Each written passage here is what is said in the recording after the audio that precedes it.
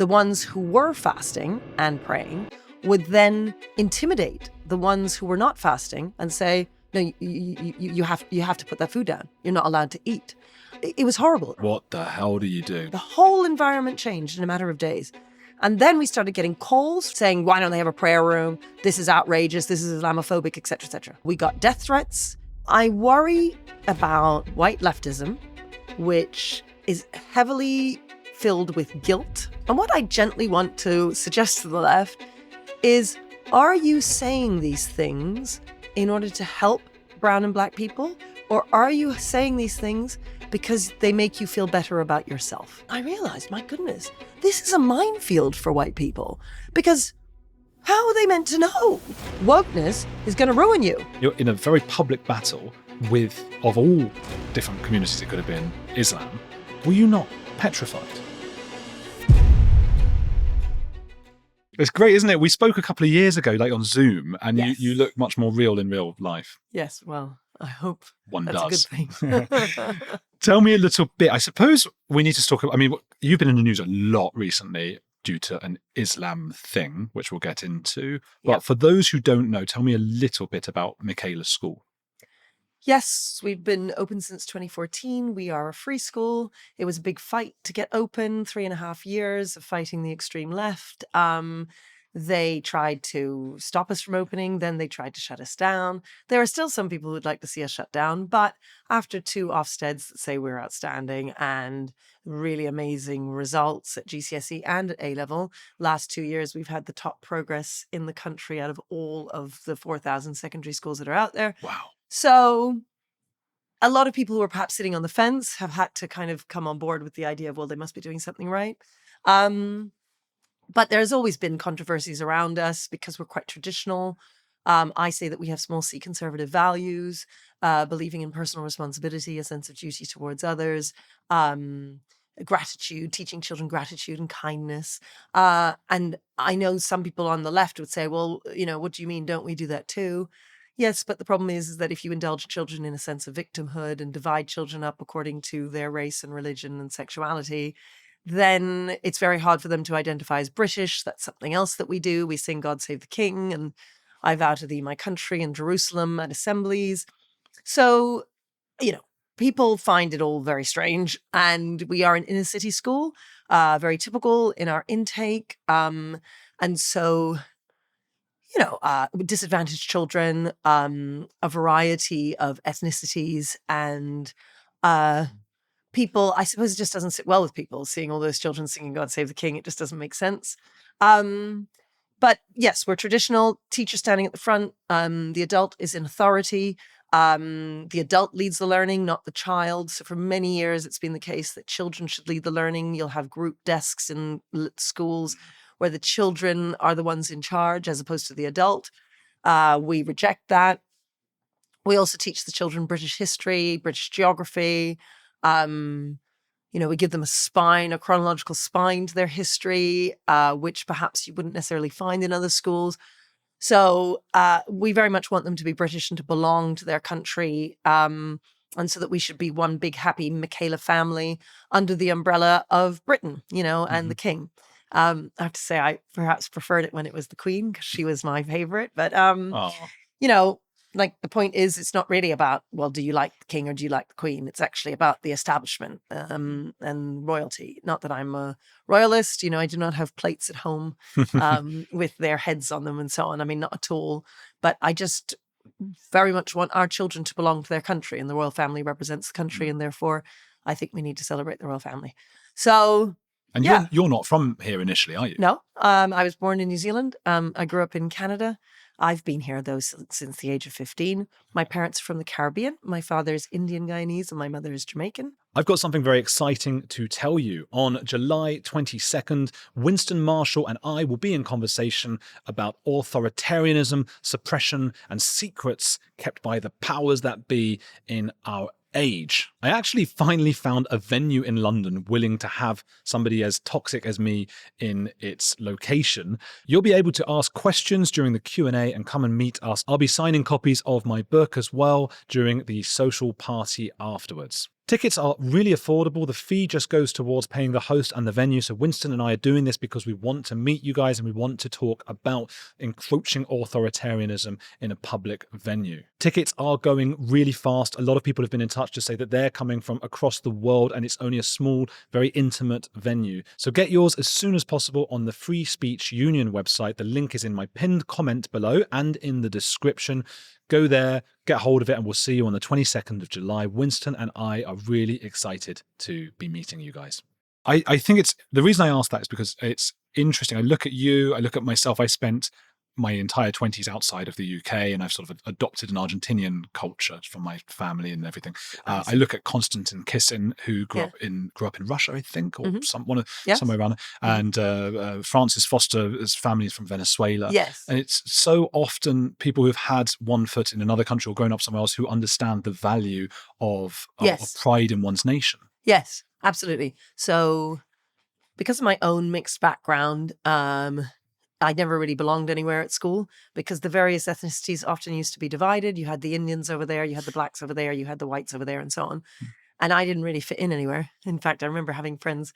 I had a friend who was Polish and a friend who was from Chile, and we would hang out, because I didn't fit anywhere.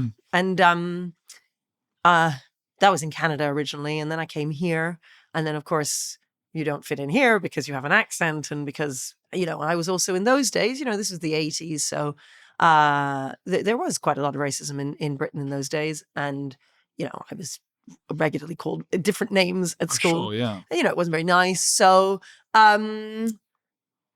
yes, I know how important it is to feel like you belong somewhere. And if you don't feel like you belong to your country and that your country is against you, then how are you meant to make a success of it? You need to be able to think, I'm getting my GCSEs, I'm getting my A-levels, I'm becoming a certain type of person, and I'm making connections with people and networking and so on, and that these people are on my side, as it were. If you think everybody's out to get you, then it's impossible to do that. And then you're outside of the establishment.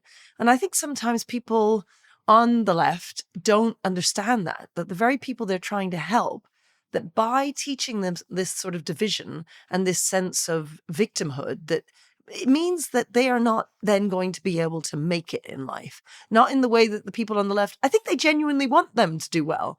It's just that all of these ideas actually hurt those people.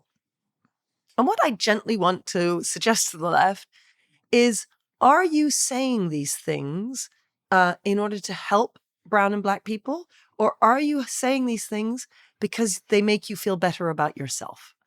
I worry about white leftism, which is heavily filled with guilt, and that because they feel so guilty about their own privilege or their skin color or whatever it is, that they'll do whatever they can to absolve themselves.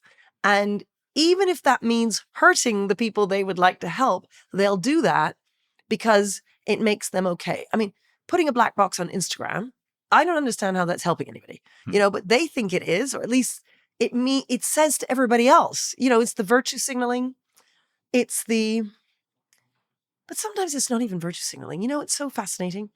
This morning I was having a conversation with one of my teachers, white guy, middle class, like typical kind of person, I mean.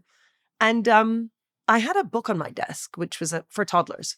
And it's about a black family. And it's written in this way that's grammatically incorrect. And I suppose the people who have written it, and it's a black woman who's actually written it, would say that it's patois and therefore it's legitimate and so on.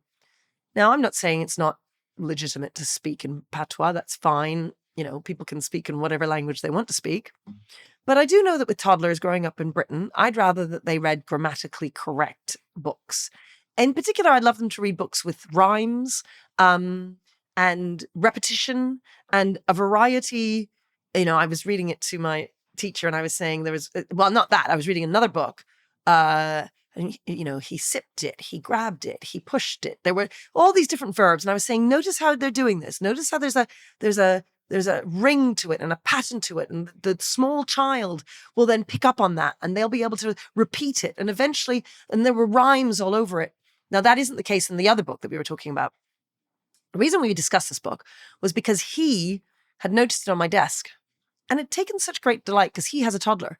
And he said, oh, it's one of our favorites at home. It's just lovely. And I thought, well, actually, I have it because I think it's awful. And Did you say that? Well, I didn't in the moment.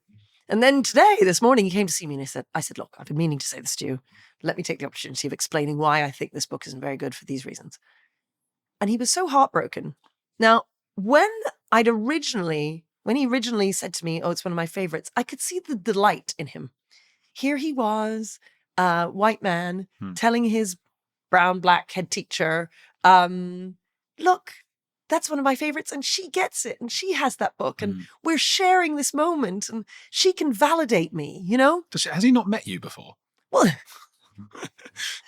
it's so funny. Even with me. And it was funny because he looked heartbroken when I said it. And then he said, oh, it's true. You know, if there was one thing I thought you wouldn't like about it, I figured that would be it. And, you know, he's struggling with those sorts of ideas because he's thinking, well, it's true about the grammar and it's true. Maybe I do feel good about myself for having that book. And because I was quite nice with him, but just chatted with him and said, well, you know, think about these ideas. Because the irony is that the left always talk about institutionalized racism and how it's everywhere, but they never consider for a moment that maybe they are afflicted by this. And look, when I talk about institutionalized racism, I'm not saying anybody should be condemned or canceled or anything like that. But here's an example. He's getting a kick out of this because there's some bit in him that goes, but I'm white and I need to read this to my child and here's my head teacher and oh gosh, we can discuss this and this will be so lovely. And a little bit of bigotry of low expectations. Yes. Exactly. I was just thinking as you were saying it, maybe in sort of the hierarchical woke pyramid, Jews tend to be super white in that. And in case anyone gets upset, I'm not saying that they are. I'm a Jew myself. But that's how they're perceived. And I think about the family I know in Argentina or in the UK, and like the grandparents often speak Yiddish. So my wife's Argentinian. Our grandparents I don't have grandparents anymore, but they would be able to talk to one another. How fantastic or whatever. Right. But if it was still expected that the grandchildren in Argentina, rather than be good at Spanish, would be sort of I don't know, a patois Yiddish version of it, this would be the bigotry of low expectations. Instead, they are expected to go off and become lawyers and doctors in their own language. Yeah. I'd be incredibly insulted. The suggestion that my kids should be learning a sort of Yiddishy thing. Yes, well, exactly. So the thing is, I said, look, it doesn't really matter. You'll read this to your boy and he'll be fine. I mean, who cares? It's one book, because of course there's loads of other books. But where I become slightly resentful is that, isn't it great? There's a book about a black family. Why does it have to be written in grammatically incorrect language? Why can't we have a book about a black family who lives in Hampstead, where the dad's a banker and the mum's a teacher? You know, like, why is it that anytime that there's anything black, it has to be in a way that makes it cool and different? You know, and then I said to him, have you seen that film I told you to watch? And now I can't remember the name of the film. Oh, with American writer? Fiction. American fiction. We got there. Yes. Now, he's so great because he's writing a book and he's written a book. He's a great writer. He can't get it published. Black guy. And his agent says to him, come on, they want a black book. And he says, but I've written a book and I'm black. Well, it is a black book. And the agent says, no, come on, you know what I mean? This is exactly the same. And it's such a great film because it really shows what black people are up against. In order to get something sold as a black man, he has to do it in a black way. He can't just be a black man writing a book. And in American. Fact, he's an American, but he so happens to be black and he's written this book. So, my teacher who was talking to me, he said, so what about African writers? And I said, oh, you mean like Chinua Achebe? And he said, yes. He said, so is that, he was genuinely like, is that okay? Is that not okay? And I said, well, Chinua Achebe is an amazing writer and he just so happens to be a black man. You know, it's same with this other guy. And I then when he said that to me, I realized, my goodness, this is a minefield for white people because how are they meant to know? I mean, they don't know. It's just a nightmare. Not to mention that we're expected to do the similar things as well, or find something about ourselves if we want to sell something to TV. I know when I was trying to sell things to TV, they pushed me to such a place where every time I suggest an idea about mad, weird things in South America, they love the ideas, but I couldn't do it. So they would sort of go like, maybe there's something to do with a Jewish angle. I was like, why do I have to do that? I'm just a guy who's from England. Exactly. That's what I want to do. And like then Exactly. the jokes were like, we could break your legs if you want. You can make something about a disabled angle, you know. And I was like, no, thank you. Are you sure you're not gay? Because if you are, we can make this and that. And I was like, well, I don't know. When I was 13, I had some mixed thoughts, but I don't think I'm gay. My wife wouldn't be happy. And who knows? So we're all in these boxes now. And you're right. We are that fear that I didn't have maybe 15 years ago. If I meet somebody who's from a minority background, or what if I say the wrong thing? Exactly. Notice how in everything you're saying there, you have to be in this divisive category. It's the same in schools, where the children are put in these categories. Nobody means to, but they have the LGBT group that the kids can join. They have the Black Caribbean kid group that the kids can join. And of course, it's only the Black Caribbean kids that go to that group. Mm-hmm. And then if you look at the playground, nobody is friends across religious and racial divides, and sexual divides, you know, like this is crazy, right? Yeah. Children ought to be friends with each other, whoever they are. Like, that's the whole point. That's what school's meant to do. It's meant to socialize you and make you feel like anyone can be your friend. And I just, the new way of doing things, like anti-racism is racism, right? That's what we need to understand. And it's the same when it comes to anything else. All of these divisions are not helpful, and in particular for children, because then they grow up that way. And we as adults ought to understand our duty, and there comes the small c conservative value. We have a duty and a role to play when it comes to raising children, both as teachers and as parents. We're not meant to be friends with them. We're not meant to make excuses for them. We're meant to take the hard road and to hold our standards high and to expect them to meet those standards. So people call me the strictest headmistress in Britain, which is a bit of a silly name. But if you type into Google, who is the strictest teacher in the world, my name will come up.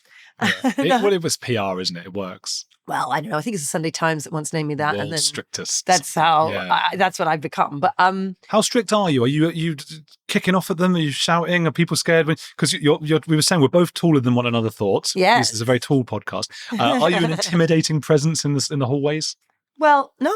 In fact, I'm never in the hallways. I mean, that's what's so funny. I'm in my office all the time talking to staff.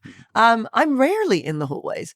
I'm having conversations like the one I just told you about. I mean, the thing is that people imagine that strictness means you're marching up and down the corridors with whips and chains and that you hate children. I get to school at 6:45 every morning. I clearly don't hate children. I wouldn't be doing that if I hated them. I love them. And I love the children so much that we hold our standards high for them. Strictness is love, as far as I'm concerned.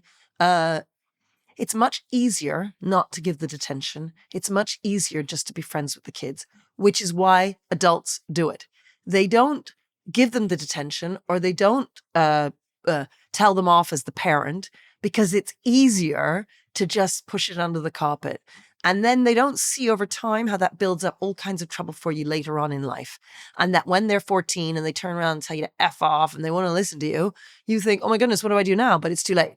What you needed to do from when they were tiny was teach them that you are the adult in authority and that the buck stops with you. And that doesn't just mean that you tell them off. It means that you praise them. It means that you spend time with them. You bond with them. You get to know them. You love them. They must feel loved. They must feel like you are on their side. Otherwise, they're not going to buy into you. That's either as a parent or as a teacher. So it's so important. It's so important for people to understand this. But that sense of duty, so we have duties to all sorts of things and people. We have a duty to our profession, to whatever job we do, to turn up on time every day, to be professional, to do it well. We have a duty to our partners, our husbands, our wives, our mothers, our fathers, our brothers and sisters, and our children, you know, and those duties are all different depending on who we're referring to. And that duty, there's a responsibility that brings on us, that we then understand the responsibilities we have and that we value them and that we deliver on them. See, the problem with victimhood is that it means anything goes. You always have an excuse. Well, it wasn't my fault, miss. You know, I come from a poor family. Oh, you know, I'm black. Oh, you know, I live on the estate. Oh, you know, I'm gay. I couldn't possibly have delivered the homework on time. And then the teacher is made to feel uncomfortable because her own privilege. I don't know what it's like to be poor. I don't know what it's like to not have a desk at home. I don't know what it's like to not have a dad around. I feel bad for him. I'm not going to make him do his homework. Well, that's fine in the moment. You feel good about yourself because you feel as if you're being compassionate, just like the people who put black boxes up on Instagram feel like they're being compassionate. But actually, you're helping yourself in that moment. Because when that child leaves school, functionally enumerate and functionally illiterate, he's the one that's going to have to spend the rest of his life trying to make up for the mistakes that you have made in somehow trying to be the most compassionate person possible. And that is where you see the selfishness ultimately, you know? When you try and live your life through a sense of duty and taking on board responsibilities and not always just talking about your rights. My right is to get this. My right is to get that. But what are you responsible for? What do you have to deliver on? You know, that is, I think it's an unhelpful way of seeing the world. I think that people end up with self-help books at age 45 when they haven't really found the meaning to life because they haven't had those values instilled in them from when they were younger.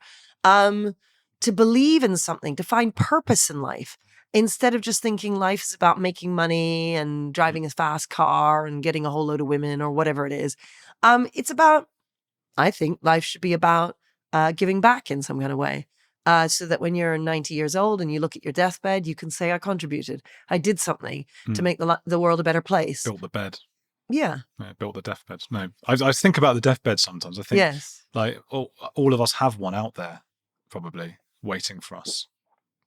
Like a physical. Well, you might just die in the street. Oh, I see. But most of us have. There is a bed that is probably going to be made in the future that will be the one on which you take your last breath. I thought about that recently. It's just a horrible thought. I mean, that's a sidetrack, of course. It's not really related to it. Well, you say it's horrible. I'm not sure it is horrible. I'll tell you why. Because imagine if you were to live forever. It would be a bit weird. If you were just living forever, where's the... You need to have a time span. You need to know how to frame it. There's a beginning, there's an end, and I've got this time to do this. If it just goes on forever, well, then there's no point in doing anything. But can't both be bad?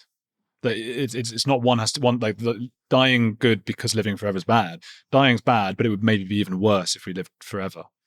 Well, there are only those two options. I mean, and not only that, look, dying early is bad.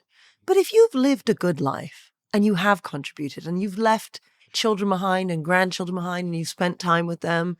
Now, you don't want to die in great pain, you know, so there are good ways to die and there are bad ways to die. They say dying's not so bad. I just don't want to be there when it happens. I don't know who said that. Someone. Well, I think we definitely all want to be there because we want to die. We want to die because, not too early, not in a terrible way, but it brings meaning to life. It does.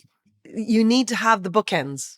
You know? It does. Well, speaking of meaning to life, so you were telling me that your school got together to watch the England football or soccer, as some people watching would know it. Yes. Or soccer. I can't do the Australian one, actually. I can do an American soccer. How does Australian or New Zealand sound? I have no idea. Soccer.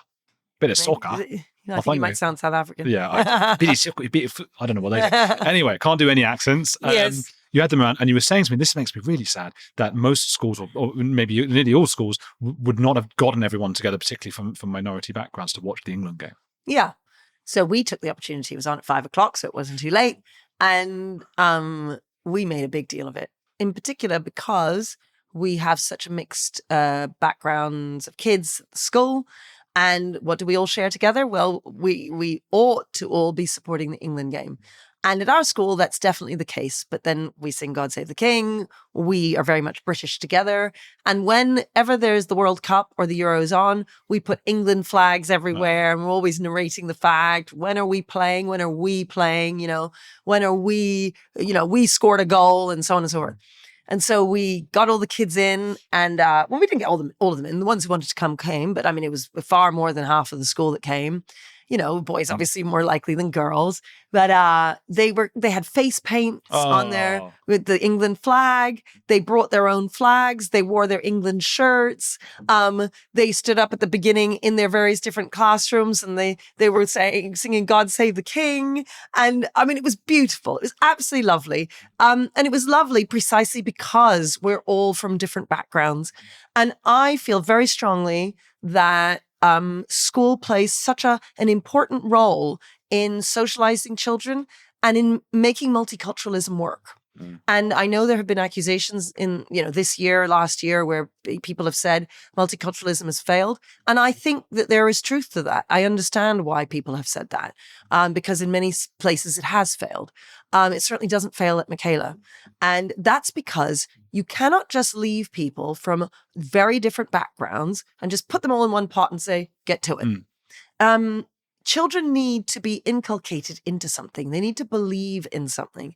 And our common set of values, which I say are small c conservative values, allows them to share together and be friends across religious and racial divides. That should be the desire of all of us. And we should understand that as adults, that's our role. Unfortunately, I find too many adults are doing exactly the opposite and dividing children by putting them into these different groups.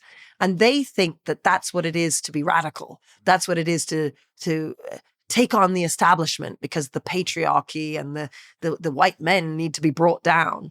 Like, I don't understand everyone's obsession with the white men. Honestly, I don't understand it. Look, I mean, each one of us, you've got the cards that you've been dealt, right? Some of us are tall, some of us are short, some of us are beautiful, some of us not so beautiful. Some of us are talkative, some of us very shy. Some of us black, some of us white. Some of us are different religions, some of us not. Fine. You take your cards and you deal them. And I am not saying that there aren't issues out there, that you might not come across issues. And in fact, I think white men, for the first time in history, are coming across those issues themselves, where they themselves are finding prejudice and aren't able to get certain jobs or positions and are being turned down. And that is quite shocking to them because it's never happened to them before, historically speaking, I mean. And that's wrong. Just like it's wrong when it happens to black people, just like it's wrong when it happens to women and so on. And we shouldn't be... Those of us on the other side of the table shouldn't be campaigning for this to happen to white men because historically we're really angry. It's never happened to you guys. Therefore, it's your turn. Like, I mean, this is crazy. I don't know how anybody has any time for this kind of anger. Yeah. My thing is always just let it go. Like, so friends of mine, for instance, will say, but don't you remember the 80s? Don't you remember the 90s? Don't you remember how difficult it was? And I say, yeah, I remember. But it's okay. Like, I don't understand how people carry this weight on their shoulders. Yeah, exactly. Just move on. Let it go. And then you'll be so much happier. I don't know. But certainly the children growing up now, we need to be working on that to make sure that we are molding multiculturalism in such a way and looking after it so that it can succeed. One of the things that when I had this debate with Eni Aluko, who's a football commentator, black woman, and we had this big debate. I saw some of that, yeah. Oh, yeah. Well, she was saying a lot of stuff that I didn't even have to, because there was so much coming at me. I didn't have time in the moment to think about. But she said, white men have dominated for hundreds of years. They've dominated.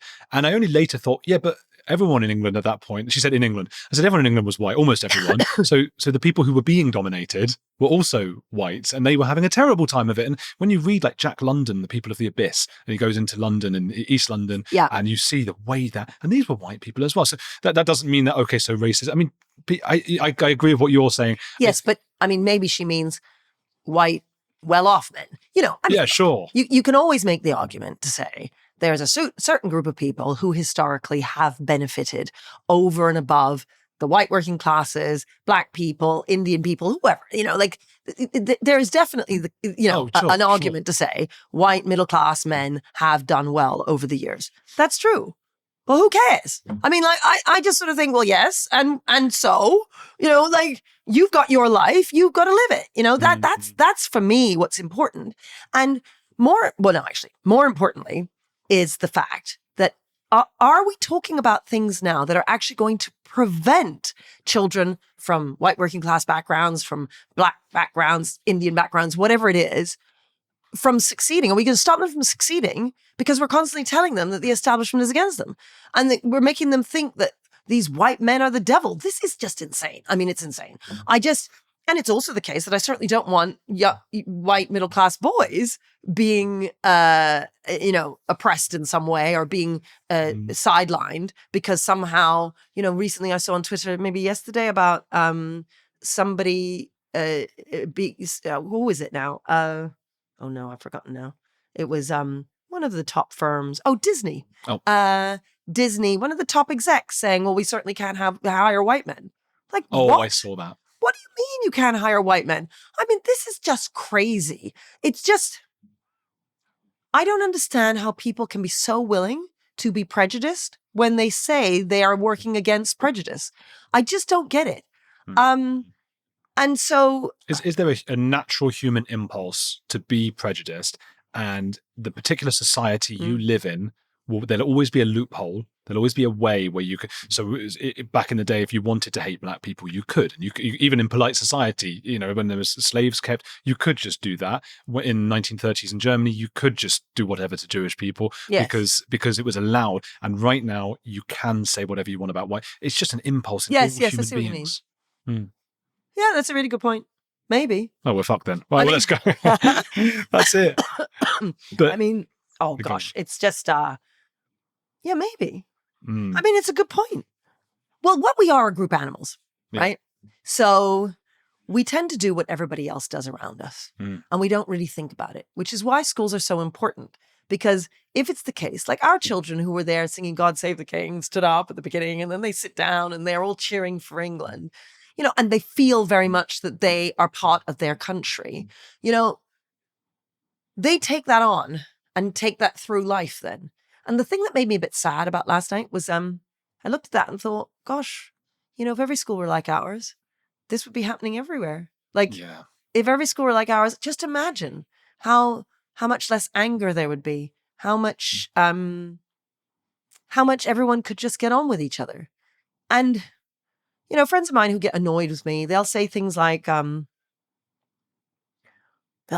the Jews never let us forget about the Holocaust, so we shouldn't forget about the way they do X, Y, and Z happened to us. And I said, well, you know what? I think some Jews don't care about the Holocaust. I think some do say you need to be thinking about it all the time. But the fact is that you're not doing it you're not forgiving whoever it is for their sake. You're forgiving them for your sake. So you don't have to carry this weight on your shoulders anymore, so that you can just live life. Also, imagine blaming Germans now for what their ancestors did. Well, I think that does happen. It does, and it shouldn't, but it's ridiculous. Yeah. No, I lived in Germany for a few years, and I learned the language and felt very much a part of it. I know some people who were closer to it from generations before found that very difficult, which is a funny thing to think of. They couldn't go to Germany. Jewish the parents, uncles, aunts, and things, they would find that very difficult because it's so close to home. But a few ancestors down the line, I mean, I don't have that same response. Exactly. And if I did, and I used that as an excuse every time I went for a job and didn't get it, which must be about 10,000 times in my life. That might actually not even be an exaggeration. The amount of emails, most freelance journalists will understand this as well, that you send out and you don't hear back. If you send out 10, 20, 30 a day for years and years and years, you don't hear back from any of them. Yeah. And if I could have at any point said, it's because I've got a Jewish name, and just given up. That's it. Yeah. That's exactly it. That's exactly it. So, and the point is that you just wouldn't, after 2 times, you'd give up. If that's all anyone ever tells you. We wouldn't have this. And the thing is, it could be for any number of reasons, because actually, on average, you have to send it out 25 times and then you'll hear back. There's too many people involved. But if you're convinced, that's exactly right. It is so, and the thing is, imagine the bitterness that you're carrying all the time. Every time you have an interaction, every time you go to the bank and to the doctors and to talk to your son's teacher, you're just thinking this because I'm black. You're just telling me this because I'm black. I mean, you remember the Elegy, Is it because I is black? Yeah, exactly. Exactly. I think the reality is 99% of people are not racist and are not anti-Semitic. That's my belief. Most people watching this don't care. They couldn't care less. But given everything you've said so far, it makes sense that you've had this very recent issue around Islam. Yes. And wouldn't want that at your school, the prayers and things. Tell us what happened. Well, I mean, it's quite a lengthy story, but to make it short, we have about 50% Muslims in our school. That means there's hundreds and hundreds of Muslims. For 9 years, nobody ever prayed. We said they could pray in the yard if they wanted to, but they never did. Then a couple of kids did pray, and then more prayed and more prayed and more, because people are group animals, and that's what happens. Nobody Yeah. did, so nobody did. Simple. And everyone just copies. That's what happened. It then became the case that it was fascinating. Kids became rude. This was during Ramadan. So there are some Muslims who fast, some Muslims who don't fast. The ones who were fasting and praying would then intimidate the ones who were not fasting and say, no, you have to put that food down. You're not allowed to eat. And it was horrible. This is difficult as a teacher. Horrible. What the hell do you do? In days, this is what happened. The whole environment changed in a matter of days. And then we started getting calls from people on the outside who could see the children outside praying, saying, why don't they have a prayer room? This is outrageous. This is Islamophobic, etc., etc. Then a petition was started by people on the outside. We got death threats. We got horrible racial abuse. I mean, horrible racial abuse. You can't imagine. I mean, really awful stuff. Like anti-black. Yeah, because one of the teachers who was involved in the situation was black, and they just attacked her. It was awful, absolutely awful. Oh. And obviously, the governors and I had to move in such a way to protect the teacher, to protect the children who were being intimidated, to protect the whole school. There was a bomb threat at one point. The police had to come and check the whole school. I mean, it was absolutely hideous. And we then banned prayer. And then one of the mums of one of the girls said, right, I'm taking them to court. She was able to access legal aid, and this is for the tune of, I mean, we spent about 300,000 in the end. So I imagine they got something similar. I mean, they had top lawyers, representing them. Yeah. And so it's a lot of money that you're able to get poor to then take us to court. And you can imagine, right? How destructive that is too. So it was particularly nice yesterday with the England match to be able to restore that community again, God, yeah. But then over a year this takes to then get to court and so on. And you can imagine the time of mine it took and governors and so on. In any case, we finally then did win and the verdict went our way. And that is because the judge understood that our entire ethos would have been undermined by we would have had to have several prayer rooms. We couldn't have just had one. The children, all of our strict ethos would have gone. We have the children walking in silence in the corridors. That would have had to go. Our family lunch, where the children share lunch together, that would have had to go. So it's all very well saying, oh, no, but we want Michaela. We just want Michaela with a prayer room. Well, there's no such thing. You would have had a different school with a prayer room. In fact, you would have had more of a normal school. And in fact, every other school in the district is a normal school and has a prayer room. Or there are 2 Islamic schools that you can also go to. So the judge made the decision quite rightly. Look, there's lots of choice out there. You can go there if you like. But given that not only is it the case that Michaela's ethos is very special, and they've made that clear, before families join, we make it clear there is no prayer room. So you can't sign up and say, we're happy with no prayer room. And then 2.5 years later, your child has been there, been very happy without a prayer room. But then suddenly you say, no, I'm going to take you to court for not having a prayer room, which is precisely what happened. So, yeah, I just think it was disingenuous. I mean, 2.5 years, you're fine. Then suddenly you're not. And it's the group animal point, Suddenly this has been highlighted. Oh, wait a minute. Actually, now this is what I want, even though when I signed up, I was happy with it as it was. So I'm pleased the judge saw sense on that. It is really important that our values and our ethos are protected just as much as any religious ethos would be protected. What upsets me is this idea that, oh, well, if you are of a particular religion, then we'll protect you because your rights matter then. But because you're a secular school with a very particular secular ethos, which will be undermined if you, for instance, have several prayer rooms, then we're going to ignore that because that's not important. That's what upsets me because we should be allowed to have our ethos. I have spent 14 years of my life fighting for our schools, setting it up, put everything into it. And for somebody to come along and go, you know what, you're now going to make it into a normal school because what's more important to us is that we have a prayer room. Well, to all these other people who are here, one of our Muslim dads, he wrote to us saying, this is outrageous. I want to come and give assemblies to tell the children how ridiculous this court case is. He said, I want to explain to them that I grew up across the Middle East in various different Muslim countries. We never had prayer at school. So this idea that Muslims cannot exist without prayer at school is a nonsense. All of my friends, none of us, all of us didn't have prayer. But here we are demanding this when the school has done such an incredible job with our children. How dare they treat you with such disrespect, you know? You should get him in. Will he come in and do a talk? Yeah, but I don't want to embarrass his child. Oh, of course, yeah. What you described of people coming in to a school they've chosen, knowing it doesn't have a prayer room, then wanting to change it. That's what a lot of people are worried about. I mean, it's a microcosm, not just for Islam at the moment, but a lot of woke kind of communities. We see it in America. They sort of seem to have ruined a lot of San Francisco, for example. Suddenly they're all fleeing to Texas, which is because it's lovely there. And it's like, yes, it is lovely there. But once you move with your ideology there, it won't be so lovely anymore. That's it. That's exactly it. You know, what you just said about California, the same applies to teaching, you know. It occurred to me when I was reading about that, California, they were all leaving. Like, yeah, you made it, you broke it. And then now you've said, not my problem, I'm off. Yeah. And now you'll go somewhere else and you'll break that. What's fascinating with teachers, it's the same thing. Too many teachers, as far as I'm concerned, have a woke ideology. There are some that don't, but too often woke ideology really permeates our schools. Teachers are then in there, terrible behavior, too much workload, things are crazy, children are rude, etc.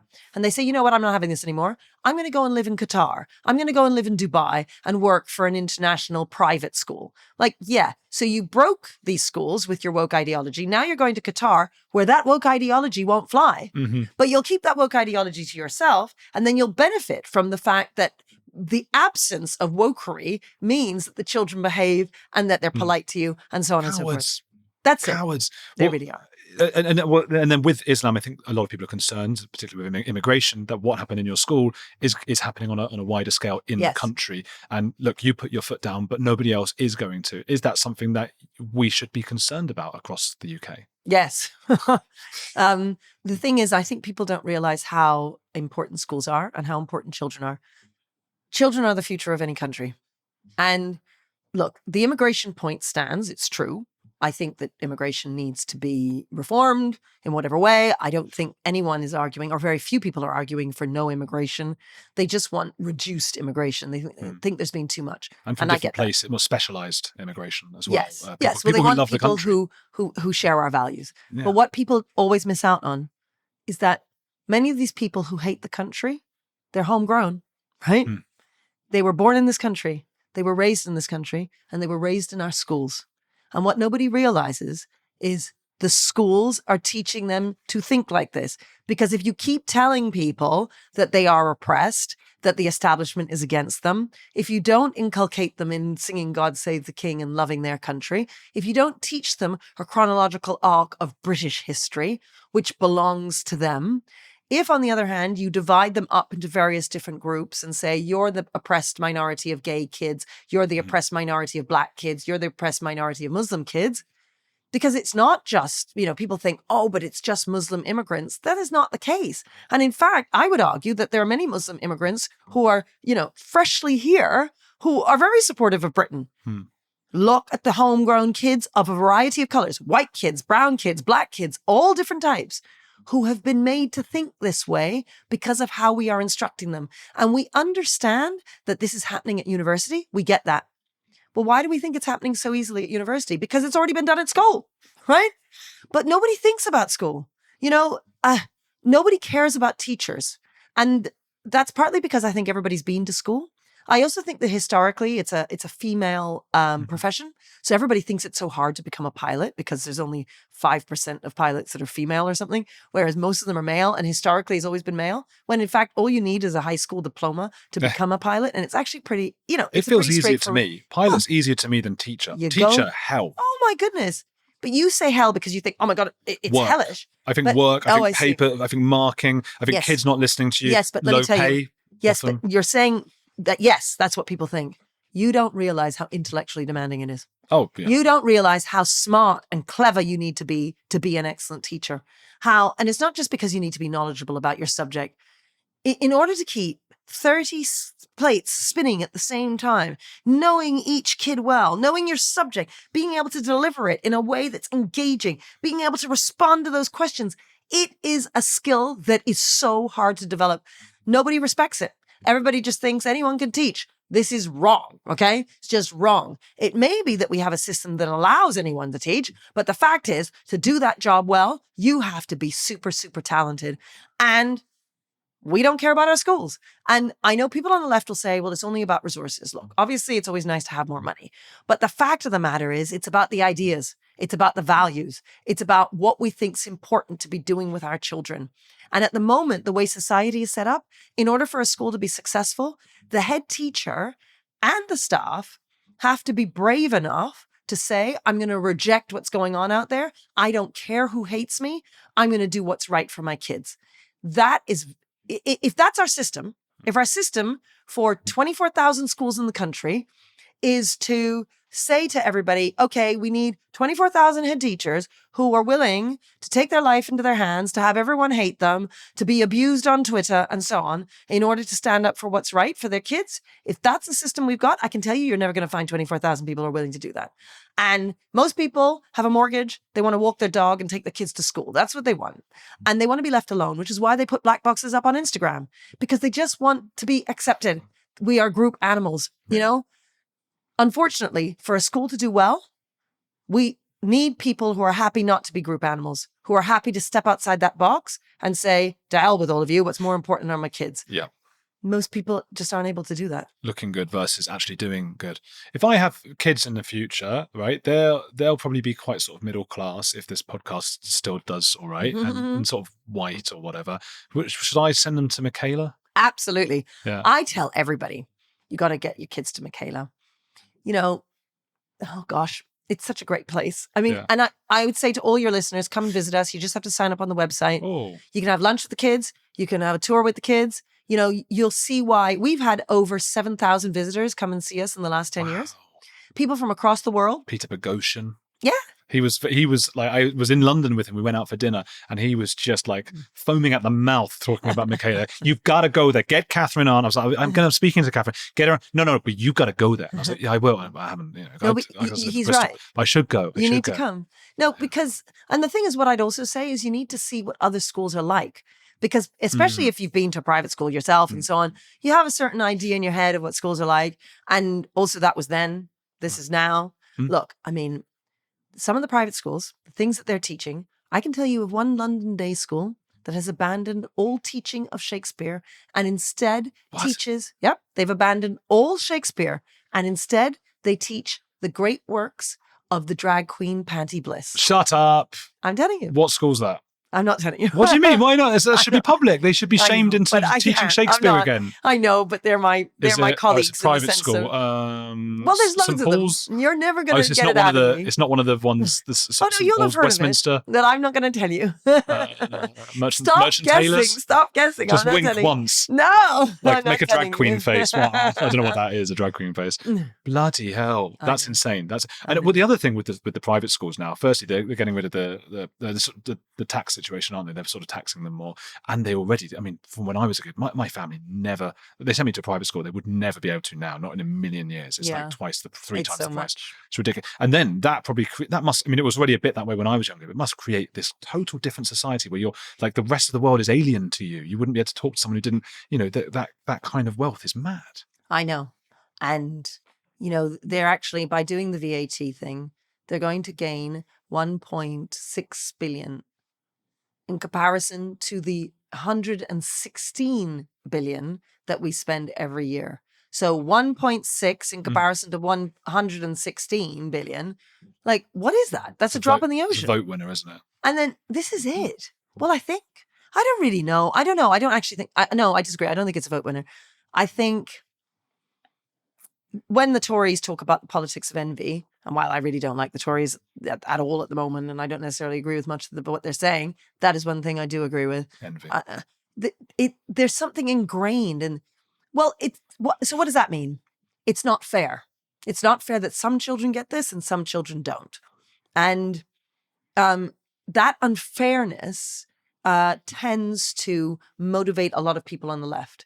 So I'd say more conservative-minded people value other things. Jonathan Haidt is really good on this in his book, The Righteous Mind, where he talks about the idea of things being sacred, like the flag or the family or your faith. That is very much a conservative point of view.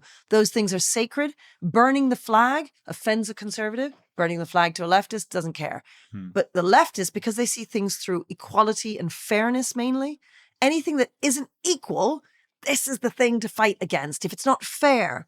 Whereas when I'm sort of saying, who cares about white men? Who cares about X, Y, and Z? Who cares about the history? We want to learn the history, but you've got your cards and you want to deal them. I'm not thinking in this way, but it's not fair. Because you see just to explain, when you were saying, well, 99% of people aren't racist. Yeah, no, you're right.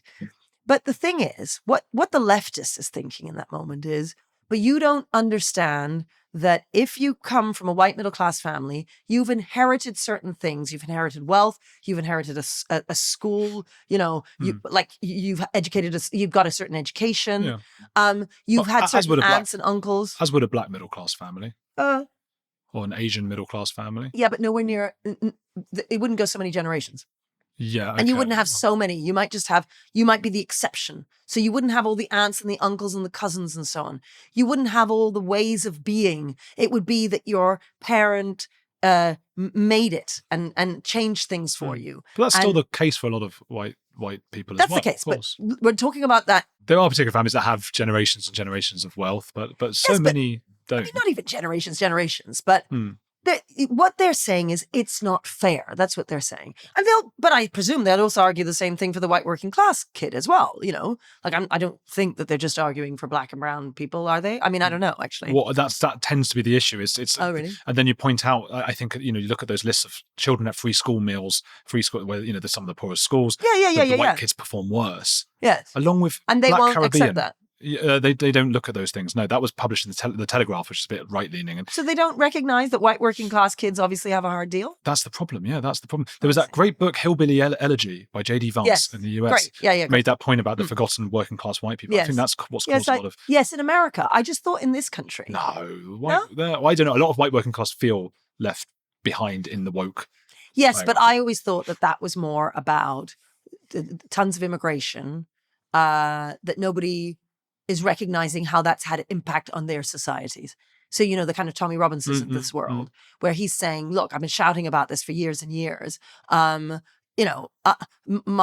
community's under threat. I don't feel like he's saying, oh, why isn't the woke ideology taking us, including us? No, I think he'd be more on your side about, let's just get rid of the woke ideology. I had this debate with David Baddiel. We had this debate too. He's that Jews don't count. Yes, yes. We want to be victims too. I had this whole conversation with him. It's just crazy. We were going back and forward with each other, and he was saying that, and I said, no, but doesn't the fact that they've missed out the Jews show you that this is a flawed ideology to start with, and let's get rid of it? You're absolutely right. Life's not fair sometimes, and you just have to deal with because the alternative is to implement policies that are authoritarian. That's the only way that you make everyone start from the beginning. You say to someone who's done really, really well in their life, okay, but you can't make your kids do well because of how well you've done. You've got to be authoritarian. And that leads to far worse things than just being unfair. I think that's the issue. Yes, exactly. I want to ask as well. So when this whole stuff with Islam was going on, your face was plastered all over all the newspapers, TV channels, BBC, big Daily Mail, everywhere. And you're in a very public battle of all different communities it could have been, Islam. Were you not petrified? Yes. What did it feel like? Well, we have a permanent security guard now at the school. We never used to. Well, that's no good when you're at home.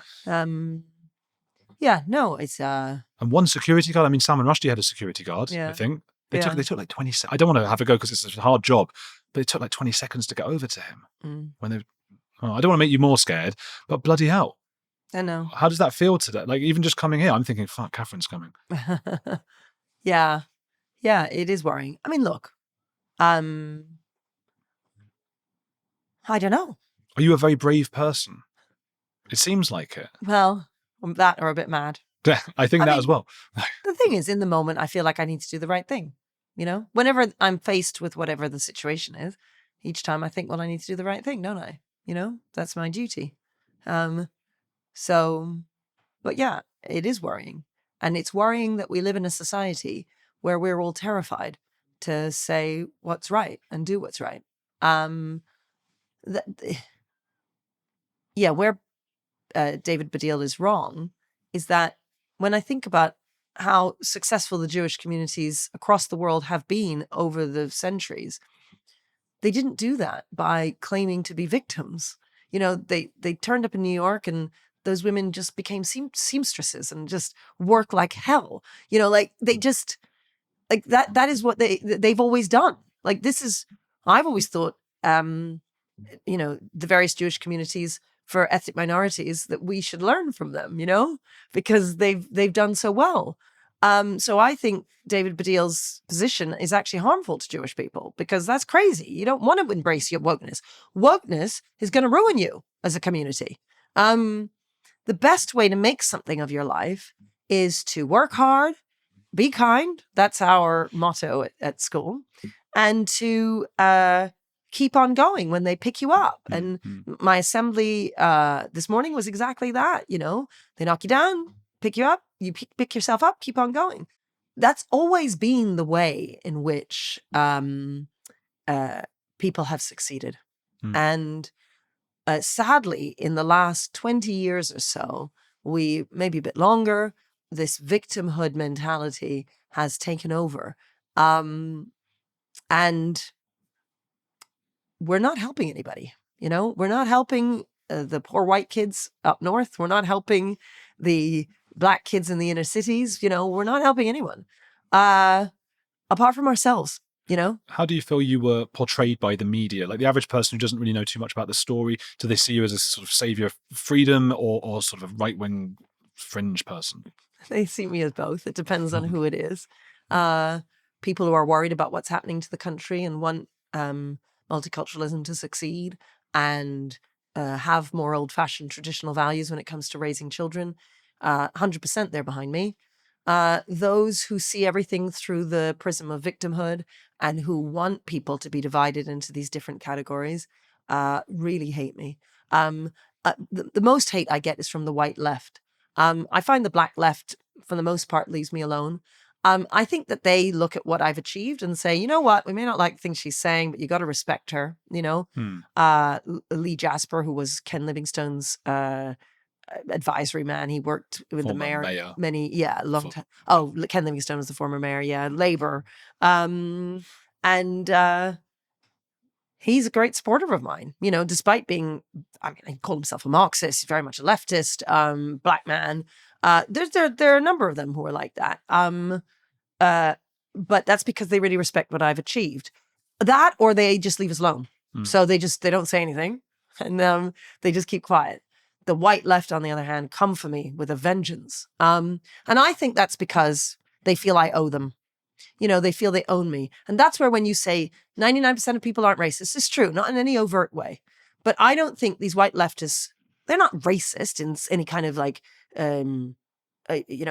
vicious way. They're not putting excrement through people's doors and things like that. But they do think in a way that is unhealthy, and race is involved in there. They look at me and go, how dare you? You should know your place. You should vote on the left. You should think in a leftist way. And they get really annoyed about the fact that I think differently. And I think that entirely has to do with my skin color. I think Toby Young, when he was setting up his school at the same time as me, is a big C conservative. I'm a small C conservative. They never had protests outside his school. They never treated him in the way that they treat me. They didn't stand amongst his parent evenings where there were all these Black mums in Brixton trying to find out about our school, and all these white people had been bussed in from outside of London to sit amongst the black mums and shout at us to drown us out so that the Black mums couldn't hear what we were saying. Like that. Wow. Exactly. It reminds me a little bit of sometimes where that woke side, how they are with, like, on the gender spectrum, how they are with J.K. Rowling. A lot of men, maybe Yes. Ricky Gervais, myself, like, we've had cancellations and things like that, but it's not the same vitriol that is aimed at women. Exactly. Yeah. And that's where the right needs to give some space to the idea of sexism and racism and so on, because they do exist.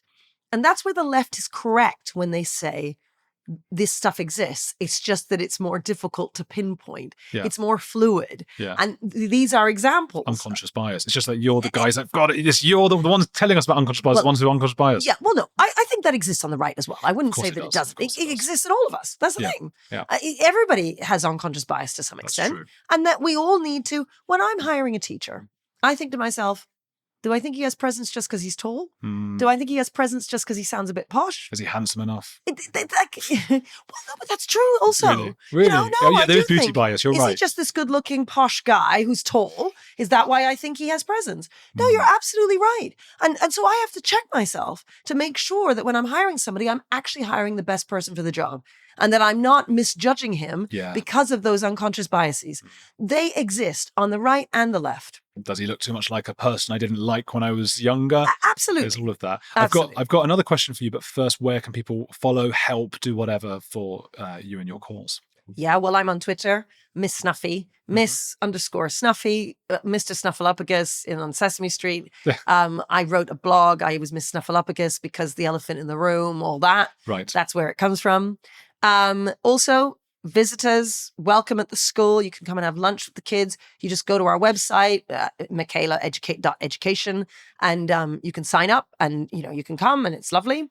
I might do that. You must come. You must. Yeah. There's also a documentary about us. ITV a year ago or so made this documentary. The producer, she has a website and it's at strictustheadmistress.com. and a wonderful book. Oh, yes. Well, our book is called... Oh, you have? Yeah. Wow. Yeah. Okay. Well, it's called The Power of Culture, where our teachers, a bunch of essays really from our teachers. Yeah, fantastic. So, well, it's great that you've read it. I read it. Go on. Well, mostly it's teachers who read it, not ordinary No, but it was really interesting for non-teachers. People should get hold of it. Right. So fascinating because each was a different teacher with a different essay. Yes. Really great read. I loved it. I read it a couple of years ago when I first interviewed on my old channel. Oh, yeah. So people should... I hope they go and get that. Okay. Who is a heretic you admire? Well, it's funny because I knew you were going to ask me this. And I thought, well, this may sound a bit sycophantic, but guys like you. Oh, thank you. Seriously. I'm going to put a rule in. No, in fact, no not saying me. It has to be me. But continue. Well, the thing is, I always other guys like you, like Chris Williamson, young guys like you who have decided, you know what, we think differently. And we're going to make a podcast and I'm going to go out there and I'm going to risk everything and financially. And I'm going to do something that's unusual, not just in terms of taking a financial risk, but also in terms of the things that you're saying. And then I'm going to try and push this stuff out there myself. And I'm trying to build this thing. And how great. I'd love for all my kids to be like you, really. Oh, it's great. I'll come and talk to them. You can, yes. That's what we need to do. I would do that. If you want, I'll do that. Definitely. You need to come. Because look, I did come from, again, we'll get into the fairness thing. I did come from a middle-class family, but not they couldn't send all my two siblings to posh school, but I got to go to one. It doesn't matter. But I'm just trying to say it's not that, but after I was 18, my parents were very clear on, you're on your own now. Right. If I was going to be starving, they'd have helped me. Yeah, you've got to make your bed kind of thing now. Go on.